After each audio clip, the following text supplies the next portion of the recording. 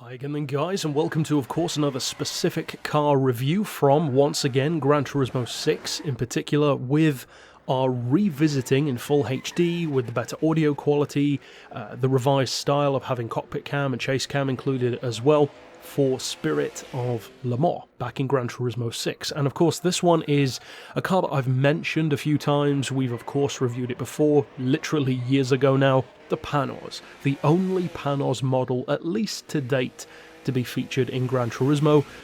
They've been featured in Forza as well. Thankfully in Forza there were more than there are in Gran Turismo, so if you are a Panoz fan, there's at least some to work with on both sides of the coin.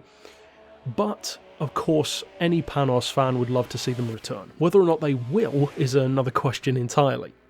Now, as far as this one goes, my thoughts are out there as far as not just how much I love it, but also how the car feels underserved in Gran Turismo, if we're dead honest, in a very similar way to the Lister Storm. And that is that the specs of the car are not entirely accurate to real life. I mean, the Lister is way off, but this one's off as well, and it also feels like it's not really that well placed against the existing prototypes, be it GT1s, even from its own era. Certainly not the earlier Group Cs, and the later LMP1s simply wiped the floor with it. So does the Panoz actually have any use? Well, consider what you've got. You've got some very impressive stuff. It's got one of the largest engines, for instance, of any of these cars, a 6-litre V8. It is front mid-mounted, which of course was way before Nissan did that with the Nismo LMP, and you are looking, especially when tuned, at really good numbers. It's got close to 1,000 horsepower, 980 in fact, when fully tuned. The torque is also extremely high, not surprising for an American car, 862 pound-feet, and the weight is not bad, but that's the thing, it's not bad for like a GT car, but it's not great for a GT1, which is of course what this is. Now, if this were the early 2000s GT1s, like Celine, Maserati, that kind of thing, then it would be perfectly fine. In fact, it's a fantastic rival for those cars. However, it's not one of those cars. It's from 1998, and it's literally in the same kind of category as stuff like the Toyota GT1 and the Nissan R390. Now, the Nissan, for instance, is still heavier than the Toyota, 100 kilos more, but at the same time, that's still 150 kilos lighter than this is. 1150 is way too high for a prototype. In fact, that's more than many of the prototypes with full ballast. So of course, even with huge power, what kind of chance does a car like this stand? Well, it has some use, for sure, but it's not the most useful thing around. I've used it in racing in the game, of course, and against AI you can win fairly easily more often than not just with this car, but in most events. As long as you choose the right vehicle and tune it in the right way, you won't usually have too much trouble, which has often been, of course, a concern of players, that the AI is a bit too easy, and when it's not too easy it goes completely to the other extreme of being ridiculously OP, such as in the Formula events in Gran Turismo 4, but as far as taking it against real people, that is where you struggle. Now, of course, that's not an issue anymore, because Gran Turismo 6 servers are no longer a thing, unfortunately. So, the good point, even, about that, is that you can take it up against the computer all you want, and wipe the floor with them. Unfortunately, you don't even have the option to take it up against real people, but it does mean that the win ratio of the car is probably a lot higher than it would be if you took it online, because I've raced this car online, as I said, and it's good, but it's just not on the same tier. The handling is much heavier than a lot of the LMP ones, of course, but even the Group Cs and the GT ones, it just cannot keep up with them through corners. Now on the straights, it's actually very good. You can tune it up to do over 260 miles per hour, which is actually as quick as some of the prototypes, so that's not bad at all.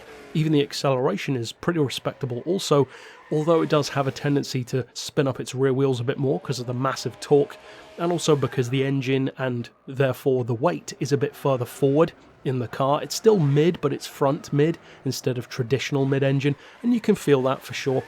But it's more so that the vehicle, again, like the Lister Storm, feels a lot heavier than it actually is, and that's the disappointing thing, because you can have a car that is very heavy but still feels great. The Nissan GTR, or even something like a Veyron, can be tuned to take corners surprisingly well, and they don't feel anywhere near as heavy as they are, and SLR McLaren is another perfect example. or even something in the hypercar world like a McLaren P1. This one, it feels every bit as heavy as it is, and then some. It feels more like a 1400 kilo car, which is very disappointing.